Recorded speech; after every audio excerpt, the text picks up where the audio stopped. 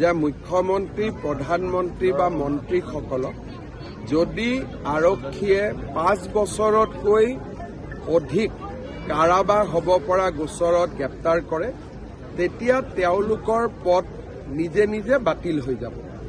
আৰু ইয়াক কংগ্ৰেছে আজি লোকসভাত বিৰোধিতা কৰিছে আৰু তেওঁলোকে SIR খনকো বিৰোধিতা কৰিছে।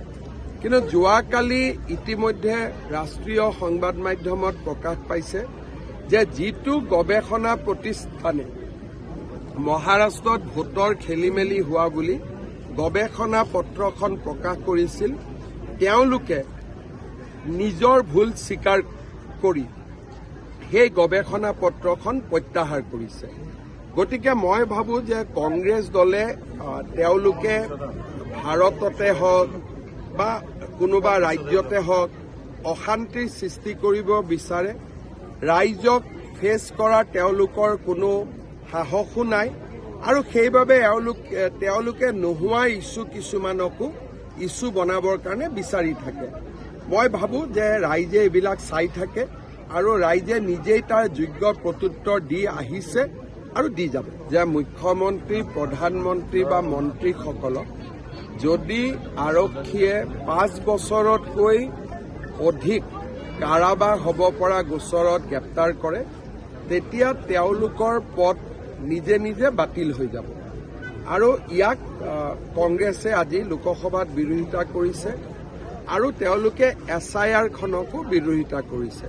কিন্তু যোৱাকালি ইতিমধ্যে ৰাষ্ট্ৰীয় সংবাদ মাধ্যমত প্ৰকাশ পাইছে যে যিটো গৱেষণা প্ৰতিষ্ঠানে মহাৰাষ্ট্ৰত ভোটৰ খেলিমেলি হোৱা বুলি গৱেষণা পত্ৰখন প্ৰকাশ কৰিছিল তেওঁলোকে নিজৰ ভুল স্বীকাৰ কৰি সেই গৱেষণা পত্ৰখন প্ৰত্যাহাৰ কৰিছে। গতিকে মই ভাবো যে কংগ্ৰেছ দলে তেওঁলোকে ভাৰততে হওক বা কোনোবা ৰাজ্যতে হওক অশান্তিৰ সৃষ্টি কৰিব বিচাৰে।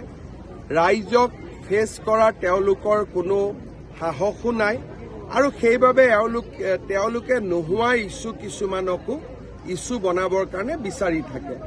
মই ভাবো যে ৰাইজে এইবিলাক চাই থাকে আৰু ৰাইজে নিজেই তাৰ যোগ্য প্ৰত্যুত্তৰ দি আহিছে আৰু দি যাব। যে মুখ্যমন্ত্ৰী প্ৰধানমন্ত্ৰী বা মন্ত্ৰীসকলক যদি আৰক্ষীয়ে 5 বছৰতকৈ অধিক কাৰাবাস হ'ব পৰা গোচৰত গ্ৰেপ্তাৰ কৰে তেতিয়া তেওঁলোকৰ পদ নিজে নিজে বাতিল হৈ যাব।